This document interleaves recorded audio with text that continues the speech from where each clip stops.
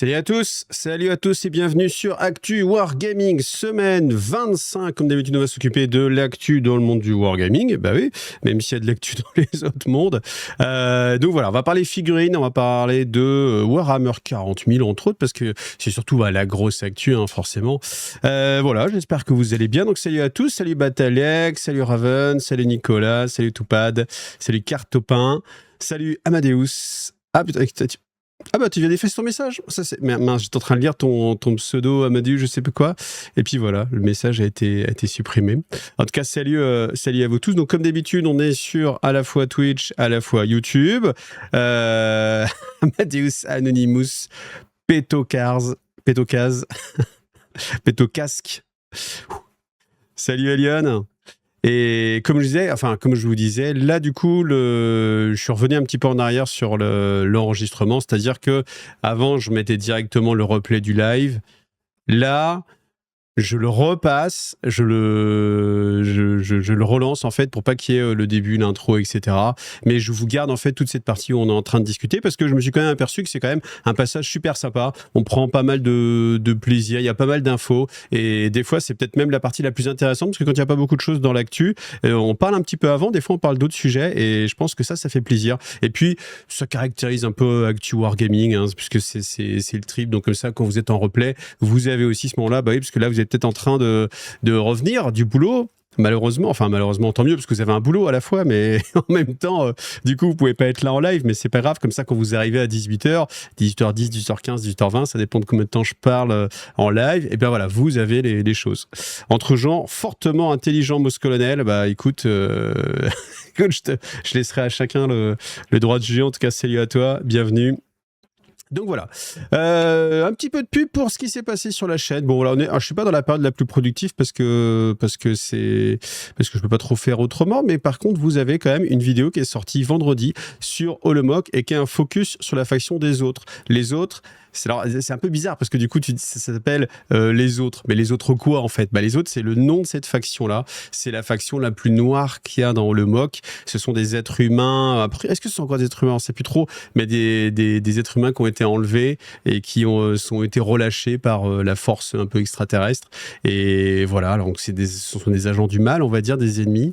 Mais c'est une faction qui est assez intéressante à jouer et qui permet des petites subtilités. Donc si vous voulez, alors c'est une vidéo qui s'adresse, c'est vrai, un peu moins en débutant, mais c'est la volonté. La volonté, c'est aussi, à un moment donné, de donner, et c'est ce que j'essaie de faire, quelque chose d'un petit peu plus profond pour les gens qui aiment bien, en fait. Parce que c'est-à-dire que quand vous jouez à Olomouc, eh ben, vous avez envie d'avoir une émission sur Olomouc qui est autre chose que juste apprendre à jouer, parce que une fois que vous savez jouer, vous n'avez plus envie de la regarder, cette émission. Donc là, les chroniques d'Olomouc, c'est le but. Là, je pense qu'on est sur un format qui me paraît assez intéressant, même quand vous connaissez déjà le jeu, au contraire. Donc voilà, j'ai envie d'offrir ça. Donc bien sûr, si vous regardez dans les playlists, vous avez toujours des vidéos sur apprendre à jouer à Olomouc, la découverte de Olomouc. Mais si vous jouez déjà, pour aller un petit peu plus loin, puis peut-être même pour vous donner envie, il y a des gens qui ont regardé ça et qui se sont dit, tiens, j'ai un peu envie d'aller regarder. Donc vous regardez ça, puis après vous allez regarder d'autres vidéos. Alors, salut Franck, salut Nicolas. J'ai une question. StarCraft, t'as des infos quand ça arrive en boutique? Alors, en boutique. Alors, quand ça arrive, c'est à partir de maintenant. C'est-à-dire qu'il y a des livraisons qui sont là depuis 2 semaines, si je dis pas de bêtises. Sachant que c'est d'abord avec les petits paquets. Ce qui veut dire que si vous avez pris un méga all-in de la mort, vous avez bien fait. Mais du coup, ça va arriver un peu plus tard. Donc, il faut être un peu patient.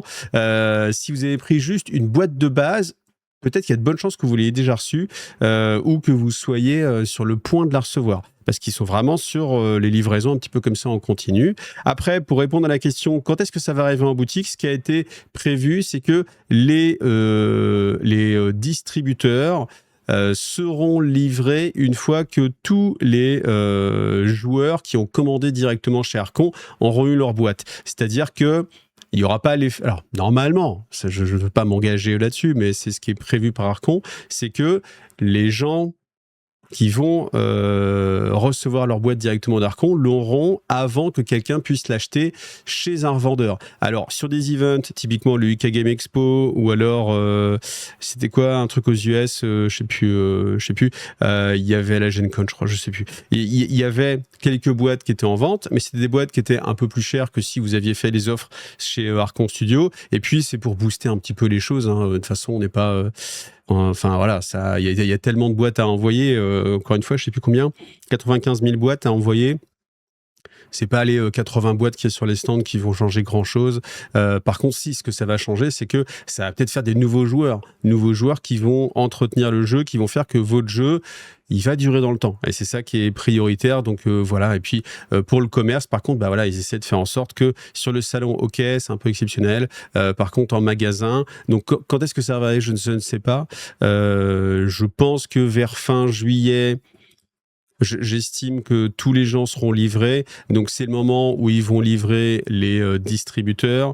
Par exemple, Légion Distribution. Hein, je vous rappelle toujours comment ça fonctionne. C'est-à-dire que Archon Studio va livrer Légion Distribution, par exemple, ou d'autres distributeurs qui eux-mêmes vont livrer les revendeurs. Donc, les revendeurs, ça peut être MyHobbyPlace, ça peut être, je sais pas, n'importe qui d'autre, n'importe quel revendeur, votre revendeur chez vous. Et puis, comme ça, après, vous pouvez l'acheter. Mais bien sûr, il y a un petit décalage entre le fait que le temps que ça arrive chez le distributeur et que lui redispatche, puis je pense que voilà, le distributeur, il va recevoir du beau smirmorque, normalement. Donc, il faut lui laisser le temps aussi de gérer les choses. Donc, j'imagine qu'il va faire au plus vite. Mais forcément, vous allez être un petit peu en retrait. Mais c'est assez cohérent avec les gens qui ont déjà payé et qui attendent. Moi, je trouve que c'est la façon normale dont ça doit fonctionner. Hein. Je vais finir par craquer pour les autres, ce sera de ta faute. Grâce à moi. Hein. Faut pas oublier. Et d'ailleurs, dans 2 semaines, il y aura les Oxycat Day, qui est un événement spécifique justement sur Holomock et Keris. Donc je pense que ça va être très sympa, moi j'y vais. Donc si vous y allez, on se verra là-bas. Salut Tarziller, StarCraft juillet pour les grosses précos, ouais. Salut Stéban, la Depticon, tout à fait. Art Cocotte, mon revendeur, indique livraison pour juillet, voilà, c'est un peu ça. De toute façon, ils n'ont pas beaucoup plus d'infos, hein. Ils ont juste les infos de leur distributeur qui leur a dit je serai livré courant juillet, donc voilà. Est-ce que tu as eu le temps de lire le livre de Ray de Trench Crusade? Non. Donc voilà. Alors si j'ai commencé à lire, moi je commence toujours par le lore en fait. Je suis pas parti dans les règles de but en blanc. En fait, j'ai déjà fait 2 parties, donc c'était pas les règles qui m'intéressent le plus. Moi j'aime bien le lore, vous le savez, j'ai une scène spécifique sur le lore, donc forcément.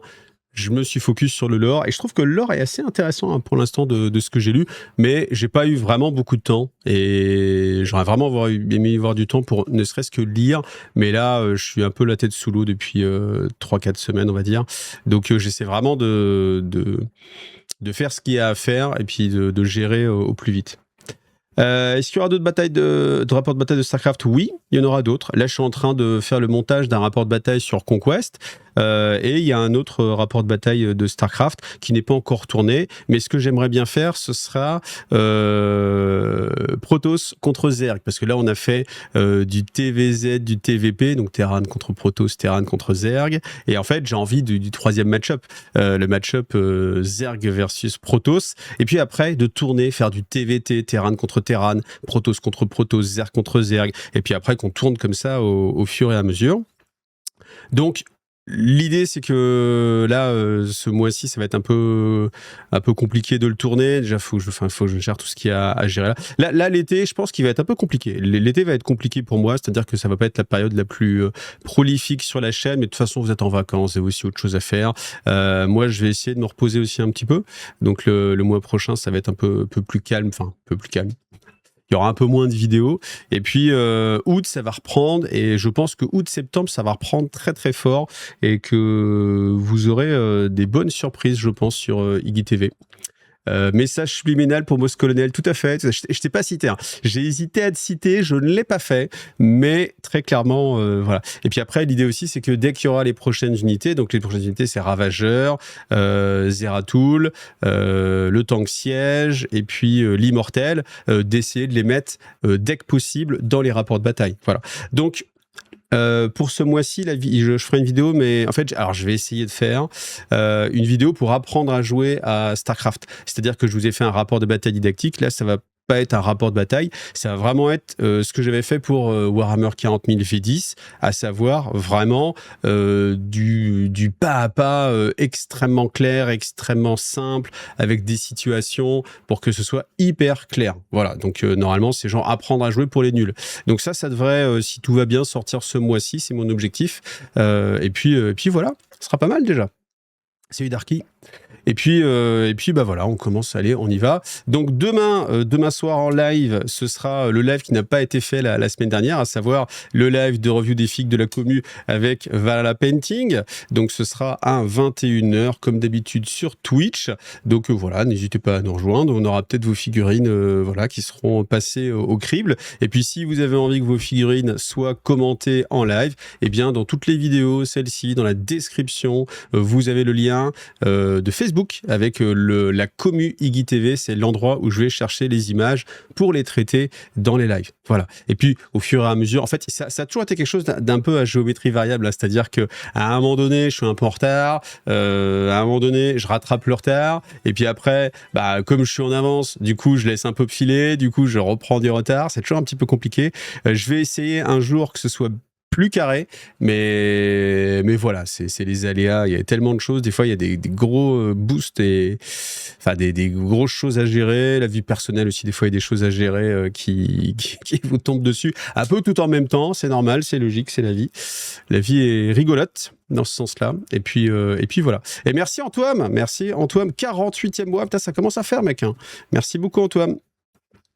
Demain, tu fais découvrir Holomok au club de jeu. Eh ben, c'est très bien. Franchement, Holomok, je suis persuadé que c'est vraiment un jeu qui mérite d'être beaucoup plus connu que ça, parce que c'est facile à mettre en place. 40 cm le terrain, quelques éléments de jeu, 3 figurines pour jouer, et vraiment un jeu intéressant, profond, intéressant. Voilà. Alors, Alvatel qui nous dit Armageddon encore en stock après une semaine. Qui l'eût cru? Alors oui, peut-être que GameStop a fait plus de boîtes que Léviathan, mais je pense que ça doit discuter chez eux. Ça m'étonnerait qu'ils s'attendaient à ça.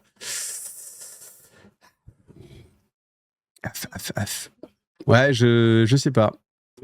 Je divorce, non, je divorce pas, mais il y a des soucis de santé chez les filles à la maison, donc il y a des choses qui passent en priorité par rapport au travail. Donc, bah voilà, faut gérer ces choses-là. Enfin, de toute façon, on n'a pas le choix des fois. Donc voilà, maintenant tout va bien, mais ouais, c'était une semaine dernière, elle était très très difficile. Ouais, je sais pas. Pourquoi tu dis joyeux anniversaire? Parce qu'on est quoi? Je sais pas. Pourquoi tu dis joyeux anniversaire?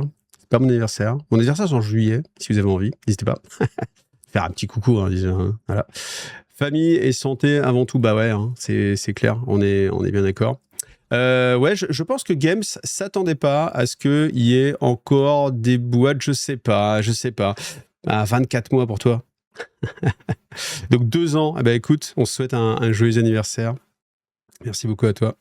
Et en fait, le truc, c'est que je pense que c'est certain ils n'ont pas arrêté de dire on a fait beaucoup plus de boîtes, vous aurez beaucoup plus de boîtes. Donc oui, ils ont fait beaucoup plus de boîtes.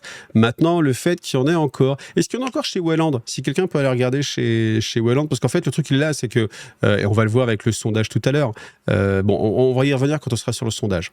Donc, les dates d'Octogone pour 2027, donc l'année prochaine, là ça va, on a le temps de voir venir. Donc ce sera du 14 au 16 mai. C'est encore en mai pour l'instant. Alors a priori de ce que je sais, ce sera la dernière fois en mai. Il y a des chances que ça puisse repartir sur octobre en 2028. Voilà, mais là en 2027, ça restera en mai. Voilà, du 14 au 16 mai 2027. J'essaierai d'y aller, bien entendu, comme d'habitude, pour voir, parce que moi, c'est un des moments préférés de l'année. Et puis, ouais, il y a presque de la famille maintenant à Lyon depuis le temps que je vais à Octogone. Puis l'accueil, il est toujours tellement chaleureux que moi, ça fait toujours super plaisir d'y aller. Salut Daxtrich qui sope enfin un live. Bah écoute, bienvenue. Games Workshop, on n'a pas de stock, on râle, on a du stock, on dit que ça fait un flop, c'est n'importe quoi. Non, en fait, il faut voir ça un peu différemment. C'est vrai que quand il n'y a pas de stock, c'est relou. Maintenant, quand il y a beaucoup de stock et que tu as été habitué justement à ce qu'il n'y ait jamais de stock, tu te poses la question. Tu te dis, est-ce qu'on est enfin dans un monde où c'est pas la pénurie, tu vois, ou est-ce que... Et je vais mettre le... j'aurais dû mettre le... Il est où le sondage ? Est-ce qu'on est dans un monde où c'est pas la pénurie, ou alors au contraire, est-ce qu'on est dans un monde... Ah, attendez, ouais, tac. Genre, on réenregistre un petit peu. Tac. Hop là. Non, pas du tout, là. Tac. Tu vois, est-ce qu'on est dans un monde C'est pas qu'on râle. En fait, tu vois, c'est deux choses différentes. Tu te poses la question de pourquoi. Tu te dis, est-ce que enfin on est sorti de ce schéma de fear of missing, le FOMO, ou alors est-ce que la boîte s'est moins bien vendue que ce qu'ils pensaient?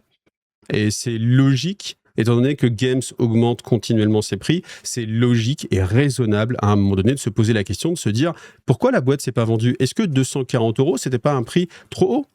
Et du coup, on peut rebondir avec le sondage. Un sondage. Avez-vous commandé votre boîte Armageddon? Oui, chez Arvendeur avec remise à 20%. Oui, chez Games Workshop à 5%.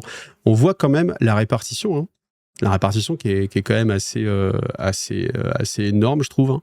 C'est vraiment... là, tu sens vraiment que les revendeurs, ça fait de... Bah forcément, hein, vous allez récupérer 15 à 10 ou 20% de remise. Donc voilà, mais... donc c'est pour ça, allez voir s'il y en a chez Wayland, ce sera toujours assez... D'ailleurs, toujours, ouais, Amadeus, il a été voir, toujours dispo chez Wayland. Donc, vous voyez, c'est parce qu'en fait, il y a des gens qui disaient oui, mais c'est normal, à moins 20, c'est OK, mais en fait, au prix normal, non. Wayland fait une remise aussi, hein. Et il y en a plus, il y en a encore, pardon, chez Wayland, alors qu'elle est remisée. Alors après, vous allez me dire oui, mais c'est pas des boîtes françaises qui vendent là-bas, d'accord, mais justement, le marché français, il est tellement petit que, justement, ça donne une image du marché un petit peu mondial. Et quand tu vois qu'il en reste encore là-bas, ça fait mal. Enfin, ça fait mal. Je sais pas si ça fait mal ou... Je sais pas. Honnêtement, je sais pas. Je sais pas quoi en penser. Je sais pas si c'est une bonne chose ou une mauvaise... Enfin, dans quelle mesure ce serait une mauvaise chose? Ça serait que la boîte se serait moins vendue? Est-ce que dans l'absolu, c'est vraiment une mauvaise chose? Est-ce que ça veut dire qu'il y aura moins de joueurs de Warhammer 40 000? Pas du tout. Moi, j'y crois pas. Honnêtement, je pense pas que c'est un lien avec le... En fait, il faut décorréler, je pense, la vente de cette boîte d'Armageddon de la santé de Warhammer 40 000. On peut être tenté assez vite de faire un lien direct en disant bah ouais, tu vois, la boîte d'Armageddon, elle se vend pas, tout le monde en a marre de 40K, c'est pourri, et puis 40K, ça va mourir. Moi, je pense qu'il faut pas le voir comme ça. Moi, je pense plutôt que cette boîte d'Armageddon, je la sentais pas. Vous étiez très, très nombreux quand vous avez voté à pas la sentir non plus. Je trouve que marketingment parlant, ils se sont un peu craqués. Je trouve que la hype, elle était pas été bonne. Autant, en fait, Léviathan juste avant, ça a mis un taquet en fait, mais c'est comme tout et n'importe quoi. Vous allez voir un match de basket, c'est la première fois faut dire peut-être que vous découvrez le basket. Vous allez voir un super match, c'est génial, c'est trop fort, c'est super. Vous dites, le prochain, ça va être une tuerie. Vous y allez, vous trouvez ça décevant. Moins bien, bah ouais, forcément, il n'y a pas la hype. Et clairement, entre Léviathan et Armageddon, pour moi, c'est no match. Hein. Enfin, c'est la boîte de Léviathan. La vidéo, elle était plus sympa. Il y avait plus de buzz. Ils avaient mieux organisé la com. Là, la com, je la trouvais vraiment pas terrible. Avec franchement, la semaine où vous aviez un Gretsching tous les jours, je sais pas qui a eu cette idée, mais... Pour moi, c'était vraiment pas positif parce qu'on n'était même pas sur les débuts en fait. Hein.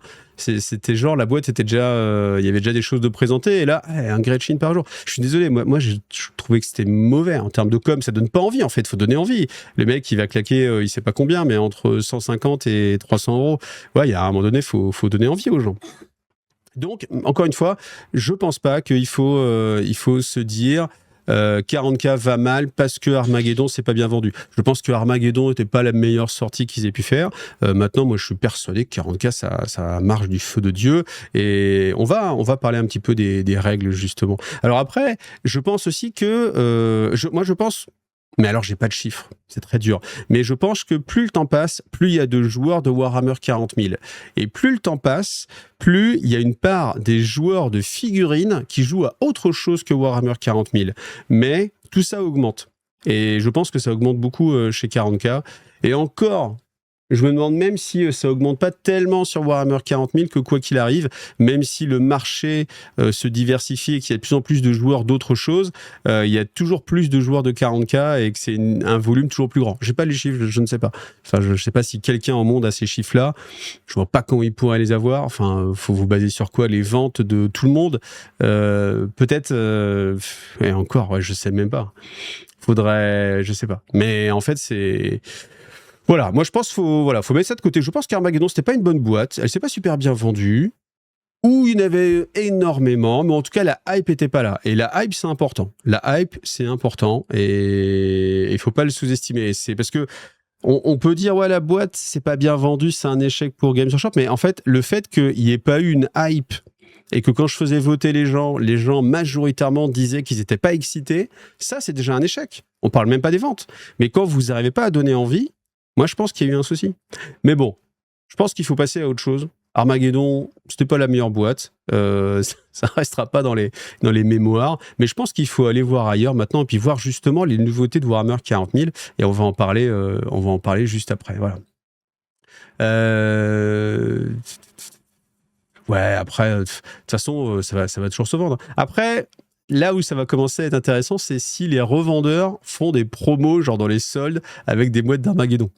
Là, ça va être bizarre. Alors, j'essaie de lire un petit peu tout. Ouais, non, je peux pas lire tous les messages. C'est un peu. La boîte d'Armageddon est pas ouf, mais le livre de Drake sorti dans 10 jours n'a déjà plus de stock. Donc la boîte de lancement est un flop, mais 40K vient. Voilà. Je pense que Toupad, il a très bien résumé ce que je dis depuis tout à l'heure. C'est exactement ça. Moi, je pense que 40K va bien. Il n'y a aucun souci à se faire pour 40K. Par contre, cette boîte-là, c'était pas la meilleure sortie. Alors après, oui, ça, on va en reparler aussi. On va en reparler du mode Spearhead de combat de patrol. On va en parler. Il y a une vraie live sur Total War 40K. D'accord. Les jeux vidéo, le seul, ouais. C'est les colorblind.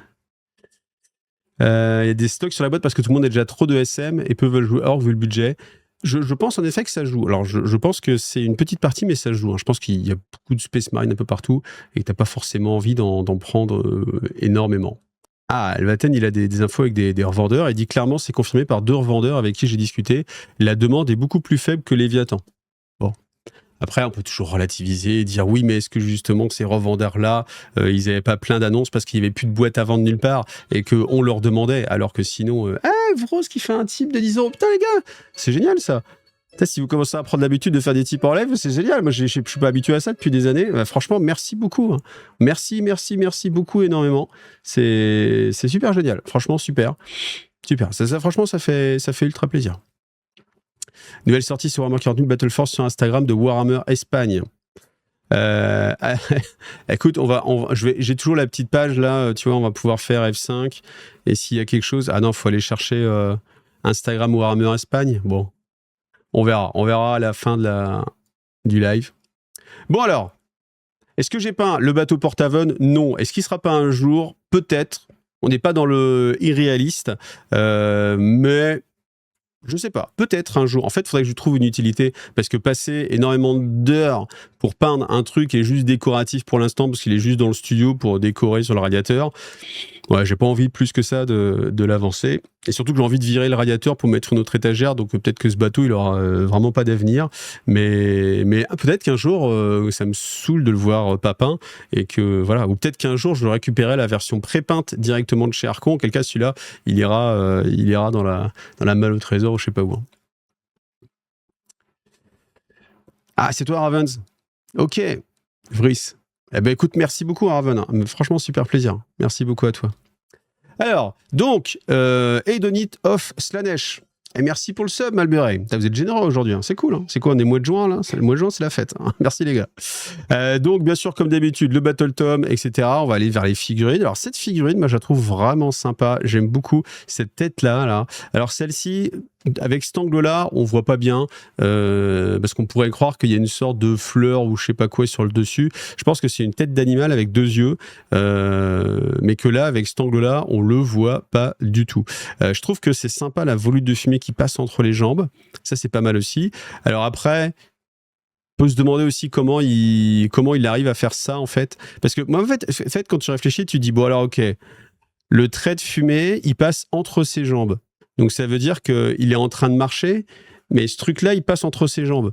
Donc c'est un petit peu chelou. Puis après, vous me dites, oui, mais c'est normal, mec, c'est de la fumée, c'est qu'il est passé à travers la fumée. D'accord, mais s'il est passé à travers la fumée, elle devrait tu vois, un peu se déliter devant sa jambe. Il devrait y en avoir un petit peu devant sa jambe. Ou alors, bah, il a juste les jambes écartées, puis il balance le truc sous les jambes. Alors, je pense qu'en termes de narration, il y a un petit truc un peu zarbe. En plus, la posture, elle est vraiment comme s'il allait complètement retourner son truc. Je sais pas trop.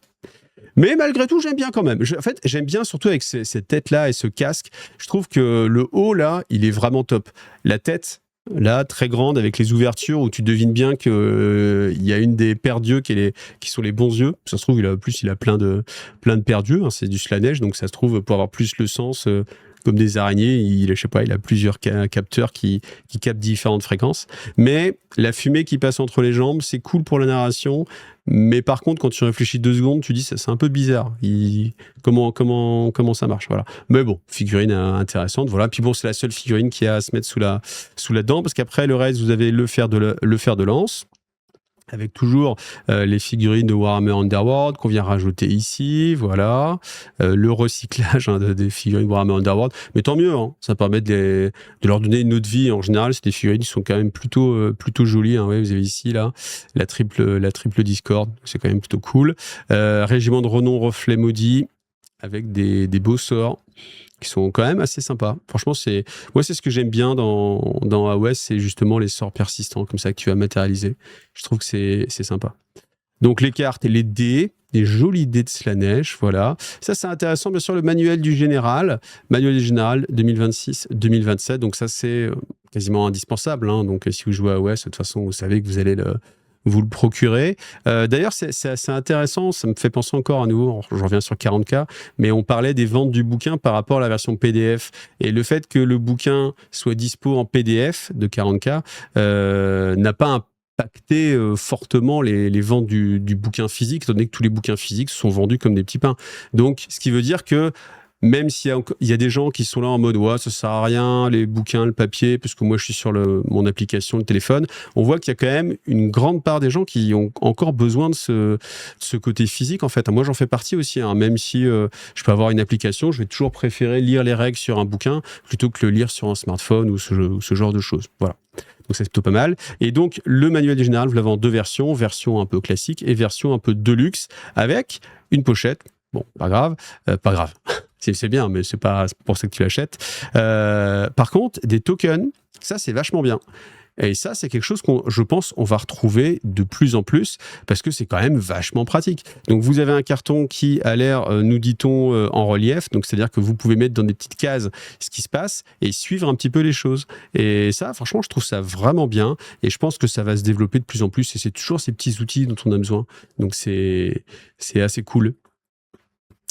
Puis peut-être que la fumée vient de entre ses jambes. Bah ouais. Moi je trouve que ça, il y a un petit mouvement qui est étrange quand même. Hein. La fumée devrait être déformée, c'est ce que je dis. Voilà, s'il a passé devant lui, puis il est en train d'avancer, puis il est en train sa jambe. Alors sauf s'il a fait exprès de pas marcher dans la fumée, tu vois.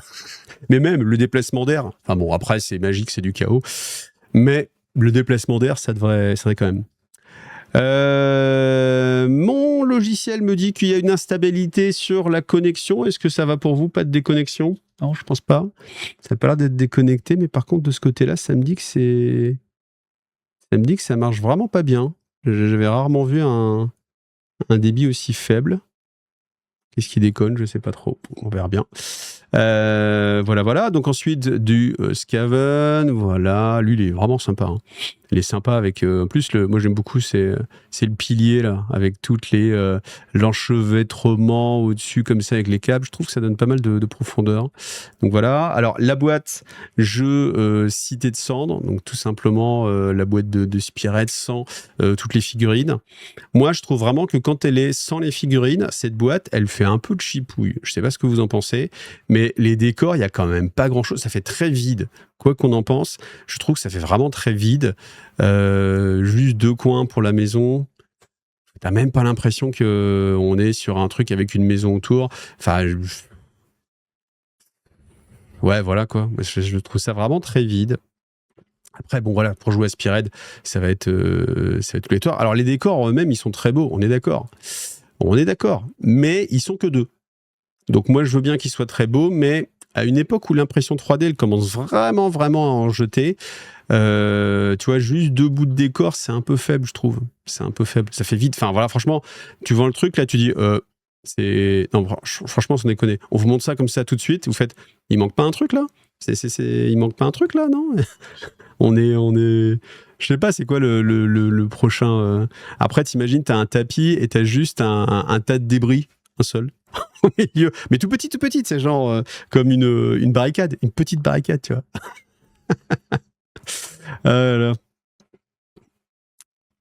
Alors, ouais, je l'ai joué mercredi, les décors, c'est une blague. C'est vrai que ça empêche un petit peu le truc, mais bon, voilà.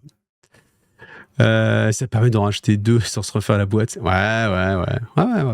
Alors, ensuite, on ressort les bouquins de l'Erez Dorus. Par contre, il y a un truc que j'ai pas capté.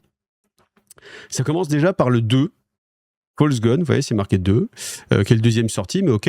Alors, je vais vous montrer une autre page qui va permettre de comprendre un peu mieux. C'est où? C'est là? Non, c'est là. Ce qu'ils vont faire, c'est-à-dire qu'ils vont refaire l'Hérésie d'Horus en mode saga, dans lequel vous n'allez pas avoir tout, vous n'allez pas avoir les 54 romans, mais simplement les 12 meilleurs qui permettent de comprendre ce qui s'est passé et d'avoir les meilleurs moments. On vous donne la liste ici. Donc là, vous avez les 12 tomes. Tac, tac, tac. Donc ça commence avec forcément les 4 premiers. Je ne voyais pas sans les 4 premiers. Hein. Ce sont Dorus, les Faux Dieux, Galaxie en Flammes et Fuite de la Johnstein. Ils sont tellement liés ensemble que c'est pas possible de. Enfin bon, là, du coup, les 4 sont là. Sachant que c'est très bien parce que justement, ces bouquins-là, ils coûtent une blinde en occasion. Là, vous allez pouvoir vous les reprocurer dans un beau format, à un prix extrêmement raisonnable. Sauf que le 2 va être disponible en français, en allemand, en anglais, et le 1 n'est pas disponible pour l'instant en français. Et ils sortent les deux en même temps. Donc, moi, il y a un truc que j'ai pas compris. C'est qu'ils sortent le 2 d'abord, ou en même temps, traduit, une version super collector de la mort en cuir de Bébé Phoque véritable, voilà, et le 1 juste comme ça, juste en anglais. Franchement, je comprends pas. Je comprends pas la logique. Pourquoi pas commencer par le 1? Je n'ai aucune idée. J'en ai aucune idée. Et s'ils envisagent un coffret premium, moi, je pense que je craquerais. Après, moi, je les ai déjà les premiers tomes jusqu'au, je sais plus, 5-6, je crois. Après, j'en ai pris quelques-uns, pas tous, parce que 56, ça commence à faire une putain de collection.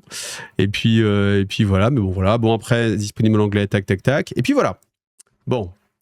Je vous rappelle, bien entendu, que vous pouvez faire vos achats sur le site de MyUbiPlace. Hein, c'est ce qui me permet, moi, de gagner des sous pour continuer, pour ce travail de influx bosseur.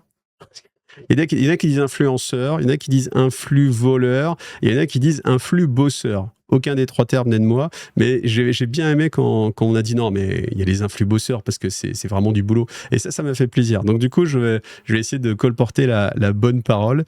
Et voilà, donc voilà, n'hésitez pas à passer par MyUbiPlace. Bien entendu, vous avez des remises.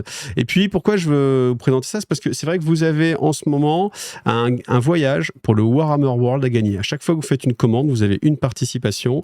Et du 1er au 26, donc il vous reste une dizaine de jeux de influseur. Influseur, ça marche ça. On peut en mettre plein. Hein. Influx, je sais pas quoi. On peut en mettre plein. Influx. Et donc, franchement, le Warhammer World, c'est super cool. Même si vous n'êtes pas un gros joueur de Games Workshop, c'est quand même super. Moi, je sais que quand j'y avais été, c'était il y a une dizaine d'années, j'étais un peu dans le creux de la vague de 40K et j'avais trouvé ça tellement bien, tellement cool, le Warhammer World, l'ambiance et tout. C'était vraiment un super voyage. Donc, si en plus vous êtes un peu hypé, ouais, c'est vraiment un super voyage. Donc, même si vous ne le gagnez pas, peut-être vous pouvez essayer de le prévoir. C'est, je pense, un voyage qui mérite le coup. Ça, c'est la première chose. Deuxième chose, je voulais vous parler de Combat de Patrol. Ceci. Je l'ai reçu. Je ne vous ai pas fait de vidéo dessus. Mais, quand vous voyez ça, vous pensez à quoi? On va prendre 2-3 minutes. Ce bouquin-là, vous pensez que c'est quoi? Bon, alors, ceux qui savent, vous savez, mais vous êtes en magasin. Vous avez ce bouquin, Combat de Patrol, compagnon de patrouille. Vous pensez que c'est quoi ce bouquin? Quand vous connaissez un peu même l'univers de 40K, etc., vous pensez que c'est quoi? Comme ça, je vais relire un petit peu aussi Combat en bas sur le parking du Auchan. Putain, ça c'était pour les décors un peu vides. Alors, une BD, un livre de règles de Combat de Patrol. Bon, on va pas aller beaucoup plus loin parce que c'est la réponse plutôt que j'attendais. C'est quand on voit ça, combat de patrol, compagnon de patrouille, on se dit, c'est le livre de règles de combat de patrol. Ou alors, des fiches techniques pour les personnages. Voilà. Mais moi, c'est ce que je me suis dit. Moi, au début, je pensais que c'était ça. Je pensais que c'était... Enfin, quand vous avez ça entre les mains, vous dites, ah ok, ça c'est les règles de combat de patrol. Et comme il y a Spearhead qui existe pour AOS, vous vous dites, bah ok, Spearhead d'un côté, combat de patrol de l'autre pour Warhammer 40 000. En plus, combat de patrol, c'est quoi quand on est un vieux joueur? C'est les règles. C'est pour ça que les patrouilles, elles s'appellent combat de patrol. C'est parce que combat de patrol, c'est un mode de jeu. Et en fait, vous vous dites, bah tiens, c'est la nouvelle version du mode de jeu. Voilà. Ça, c'est ce que vous pensez. Ce n'est pas du tout ça. Ce livre n'a rien à voir avec des règles tout court. Il y a 0 règle dans ce bouquin. Ce bouquin, c'est du lore et du social. C'est-à-dire que ça vous apprend le monde du jeu de figurines. Donc, c'est-à-dire qu'il va falloir acheter des figurines, qu'il faut les monter, qu'il faut les peindre, qu'il faut être sympa avec les gens avec qui vous jouez. Et puis après, c'est le lore. C'est-à-dire que ça vous présente les Space Marines, les Blood Angels, les Space Wolves, les Ultramarines, les Chevaliers Gris, les Custodes, blablabla, papapapapapap, jusqu'à même les Votannes. C'est dire que ça va loin. Et voilà. Et en fait, c'est tout. Et à quel moment... T'appelles ça combat de patrol, compagnon de patrouille. Pourquoi ça s'appelle comme ça? C'est parce que c'est le bouquin qui est la vente complémentaire de quand vous achetez une combat de patrouille. C'est-à-dire que quand vous achetez une boîte qui s'appelle combat de patrol, c'est-à-dire une boîte en fait avec ce qu'on a vu hein, pour typiquement, vous savez ce que c'est quand même, je vous le montre, mais ouais, vous avez la même chose. La version OS c'est ça, mais c'est pareil en 40K. Vous avez ça, ces boîtes là qui s'appellent les fers de lance, etc. Donc c'est des combats de patrol pour 40K. Et en fait, quand vous avez acheté cette boîte-là, vente complémentaire, prends ton compagnon de patrouille. C'est-à-dire que c'est un livre qui va t'expliquer ce que tu vas faire de cette boîte-là. Donc, comment monter les figurines. Mais pas techniquement. Plus comme, écoute, il va falloir les monter. C'est des figurines en plastique, donc il faut utiliser de la colle. Il faut séparer la grappe, les pièces de la grappe, etc., etc. Pas de patrol, ouais, c'est un peu ça. Hein. Et ce n'est pas du tout en rapport avec les règles de combat de patrol. Et j'ai envie de vous poser la question, est-ce que vous pensez pas que là, il y a quand même un peu une sorte de faux amis, on va le dire comme ça, de faux amis. C'est-à-dire que là, tu penses que tu vas tu vas démarrer 40K, on te vend ce bouquin-là en disant, regarde, t'as les règles de combat de patrol. Alors, faut pas utiliser le mot règle. Hein. Si vous utilisez le mot règle, là, vous êtes en train de voler les gens, de les tromper. Mais si vous dites, tu veux débuter en 40K, ça, c'est le bouquin pour débuter à 40K, et qu'on vous colle ça, ouais, vous avez le lore de 40K, quoi. Et le reste, c'est du social. Ok, pourquoi pas. Mais... Moi, je trouve que j'étais quasiment sûr. Et pourtant, j'avais lu la news sur le site de Games. Hein. J'avais vraiment l'impression que c'était qu'il allait avoir les règles en fait. Mais franchement, j'ouvre le bouquin, je tourne, je fais tiens, en fait, alors moi, je le fais un peu en mode manga, c'est-à-dire que je commence toujours par la fin parce que je le tiens comme ça. Voilà, peu importe. Je tac, puis je fais j'ai loupé le passage avec les règles. Je reviens, je fais non, attends, et puis après je fais attends, page par page. Il n'y a pas de règles. Et tu fais, waouh, c'est un bouquin qui s'appelle Combat de Patrol, il n'y a pas de règles. Cherchez l'erreur.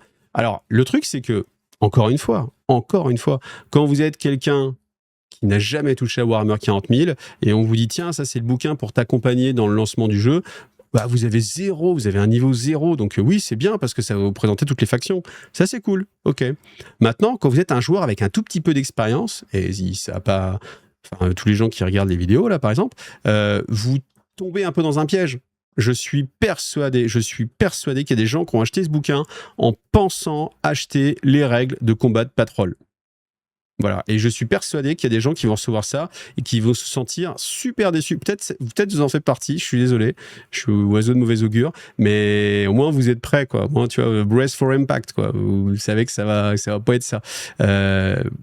Et voilà. Et voilà. Donc, encore une fois, je trouve qu'en ce moment, il y a des manques. Il y a un peu trop de faux amis chez Games Workshop. avec les décors prépeints qui sont pas prépeints, mais que peut-être que si, mais que peut-être on sait pas. Le bouquin Combat de Patrol qui est là pour t'aider à démarrer, mais qu'en fait qui est pas du tout les règles de Combat de Patrol, alors que t'as le mode Spearhead à côté qui marche vachement bien, donc tu t'attendais à trouver la même chose sur Warhammer 40 000. Voilà. Et moi, je trouve qu'il y a un peu des faux amis là-dedans, et c'est un petit peu dommage. Donc voilà, je voulais attirer votre attention là-dessus. Si vous voulez commander ce bouquin pour jouer à Combat de Patrol avec vos enfants, avec des gens dans votre assaut pour démarrer, vous pouvez vous en passer. C'est un bouquin sympa, pour le lore, pour avoir une vision globale de tout ce que c'est 40 000. Mais voilà. Vous êtes prévenus. Ouais, ça aurait dû s'appeler le guide du montage et le jeu Warhammer 40 000. Ouais, tout à fait. En fait, c'est Combat de Patrol, tu vois, c'est un titre qui fait référence à quelque chose. Combat de Patrol, ça a été un système de jeu, en fait. Tu vois, c'est comme on te vendrait un bouquin qui s'appelle Apocalypse, tu dis, ah, c'est les règles d'Apocalypse. Ah non, rien à voir.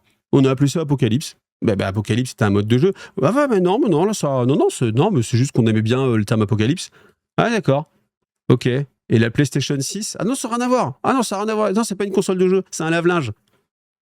PlayStation pourtant. Non, mais mec, ça n'a rien à voir. Non, mais oublie le passé, là, t'es trop dans le passé, mec. T'es un boomer, quoi. Si vous pensiez que Combat Patrol, il y avait des règles dedans, c'est que vous êtes un gros boomer. Allez, bim. Enfin voilà, moi je trouve ça dommage, ça manque de clarté. Et moi je m'attends à plus de clarté. Allez, on passe la suite en commentaire, je l'imagine. Il voulait l'appeler Combat Patrol, le livre. C'est pas le stagiaire qui a posé ce bouquin. Après, le bouquin est bien fait, mais bon, voilà. Allez, on va chez Parabellum. Bon, Parabellum, si vous jouez à Conquest, grande nouvelle. Une très très bonne nouvelle sur le site. Vous allez dès que vous arrivez sur le site, dans What's New, vous avez 5 nouveaux scénarios. Et c'est des scénarios qui sont vraiment sympas. Je ne les ai pas testés, je les ai lus pour l'instant, mais c'est vraiment sympa. Donc, vous avez à chaque fois le scénario. Donc là, par exemple, c'est un système où il faut capturer les objectifs de l'adversaire.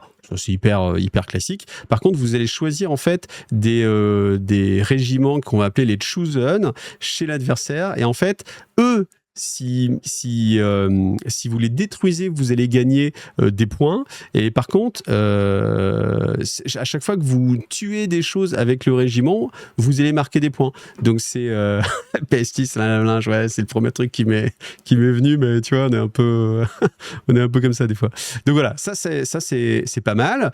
Celui-ci, vous avez un objectif qui va gagner plus de points et qui va tourner, donc dans le sens d'aiguille d'une montre. Donc ça, je trouve ça pas mal. Bon, ça c'est assez classique, mais ça offre un petit peu de dynamisme. Alors ça, à tester, en fait, vous êtes sur les zones d'objectifs qui vont apporter plus de points si elles sont plus grosses.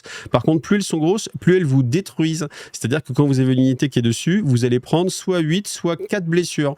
Et ouais, ça va commencer à ranger vos unités. Donc, salut Travers, bien noteur.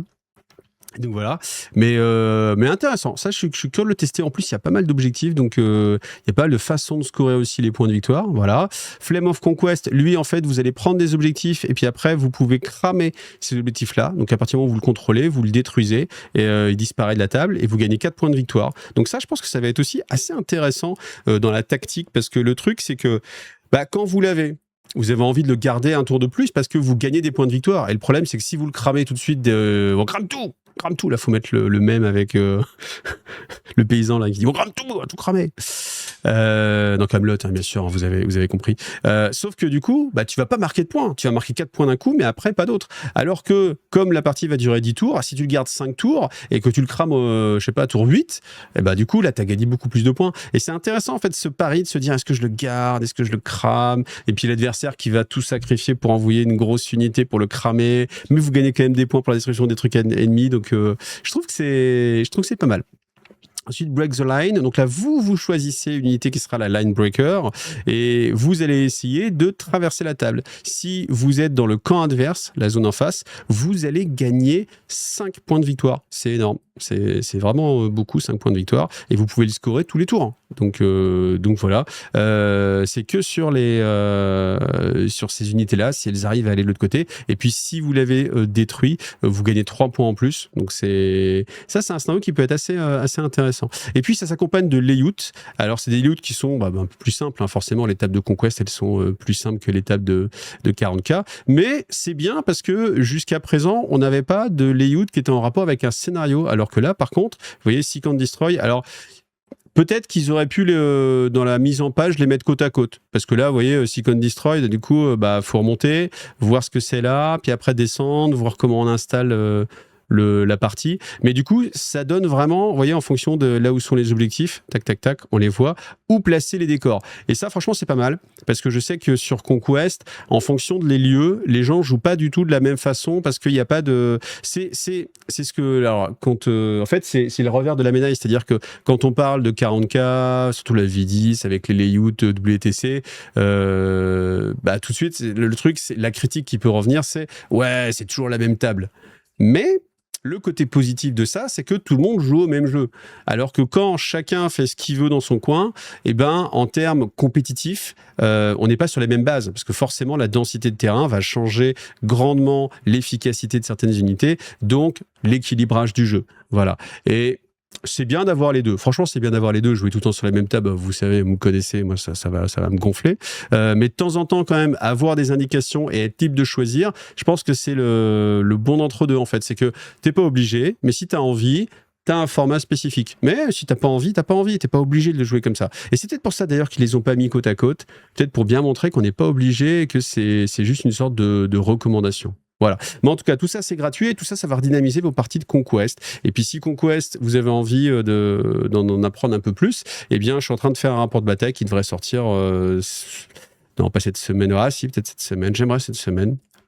Dans la quinzaine qui vient. Voilà. Rapport de bataille Old Dominion contre Nords, que j'ai joué avec Mahaprod. En plus, c'est assez marrant, parce que c'est Mahaprod qui, sans lui, j'aurais pas joué à Conquest. Donc là, comme ça, c'est un peu une partie, un petit peu de partie spéciale. Voilà. Et puis, vous avez aussi plein de vidéos sur la chaîne pour apprendre à jouer à Conquest. Hop là.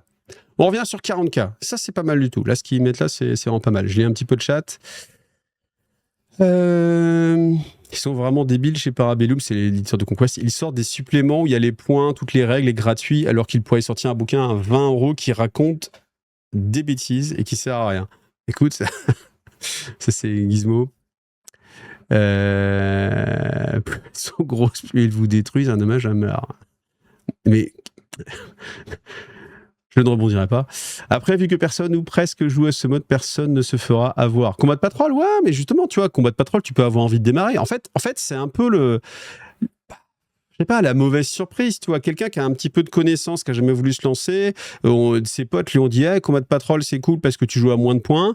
Il voit ça dans un magasin, tout seul, hein, dans un magasin. Il fait oh, allez, vas-y, je me lance. Combat de Patrol en V11, la V11, je kiffe ça, j'y vais. T'achètes ça, il revient chez lui, il est juste blasé, quoi. Je pense.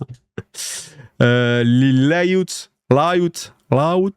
Bon, alors, ça, c'est l'application, nouvelle application qui va vous permettre de jouer à Warhammer 40 000. Déjà, première chose qui a l'air super cool, c'est que dans votre War Journal, vous allez mettre contre qui vous allez jouer et vous allez pouvoir, a priori, aller choper les informations sur ce joueur-là, donc ses règles spéciales, etc. Ça, c'est pas mal parce que ça fait vraiment gagner du temps. Quand vous avez une question sur ce que va faire le gars et que vous dites mec, tu peux m'expliquer ta règle de machin truc bidule, comment ça marche, etc. Le mec, il est obligé de s'arrêter, d'aller chercher, de vous montrer et d'expliquer le truc. Alors que là, le mec, il est en train de jouer. Pendant ce temps-là, vous regardez, vous faites « Ah, ok, j'ai compris ». Il n'y a pas eu de paraphrasage ou de...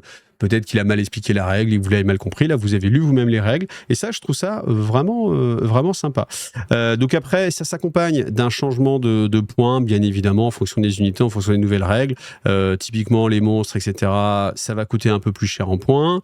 Les trucs, typiquement, qui frappent en premier, ça va coûter un peu moins cher en points. Donc, il y a un équilibrage global.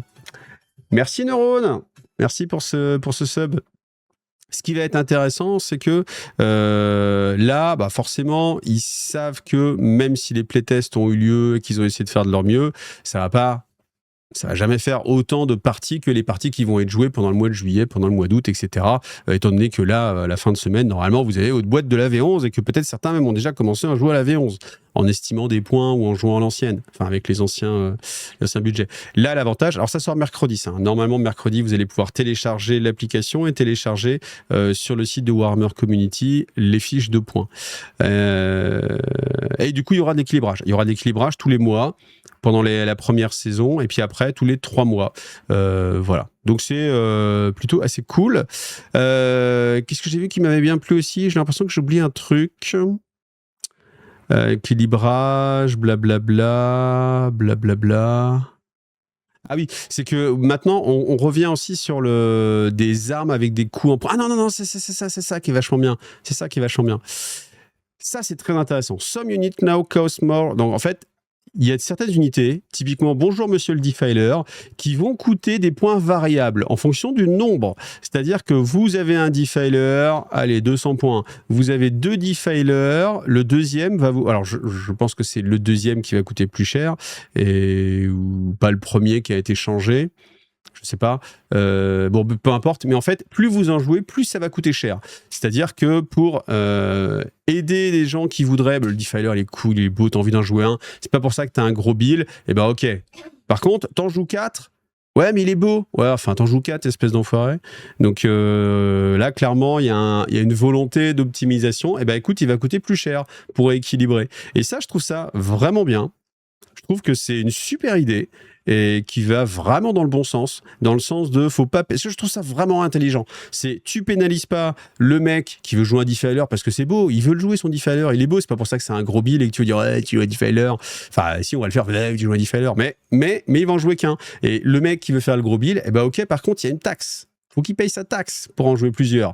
Donc, ok, ça va être fort, mais ça va commencer à coûter. Donc, peut-être que du coup, ça va être moins intéressant et qu'on va privilégier justement la diversité. Et ça va vraiment à l'encontre du spam, du spammage d'unités, genre 15 fois la même unité, etc., etc. Ça, je trouve ça très, très bon. Et puis après, alors ça... Pas d'avis, ça complexifie un peu le jeu forcément parce qu'en fait avant, vous le savez, mais quel que soit l'équipement, c'est vous choisissiez l'équipement, une mitrailleuse, un laser, peu importe n'importe quoi, c'était le même prix. Alors qu'avant, encore avant, Veille de ça, il y avait un coût en points en fait, donc c'est-à-dire qu'on payait pour tel équipement, je sais pas, vous avez compris, un plasma ça coûtait 10 points de plus, 15 points le lance-grenade, etc. Enfin, etc. Et donc là, il y aura un mix entre les deux. C'est-à-dire que quand ils imaginent que les armes sont à peu près équitables, vous mettez ce que vous voulez, c'est gratuit. Donc en fait, on revient en arrière, hein, techniquement. Et puis, quand il y a des armes qui sont quand même un peu plus puissantes, typiquement on parle du plasma incinérateur, là, du coup, ça va coûter des points. Voilà. Mais après, ils nous disent, rassurez-vous, on a fait un équilibrage. Donc, c'est-à-dire que, par exemple, là, pour le Redemptor, le plasma, il coûte 10 points de plus, mais le Dread coûte 10 points de moins. Donc, ce qui fait que ça coûte le même prix qu'avant. Par contre, si vous jouez genre le Gatling, là, par contre, ça va coûter moins cher. Donc, ça faisait une réduction. Et ça, je trouve ça pas mal. Je trouve ça pas mal.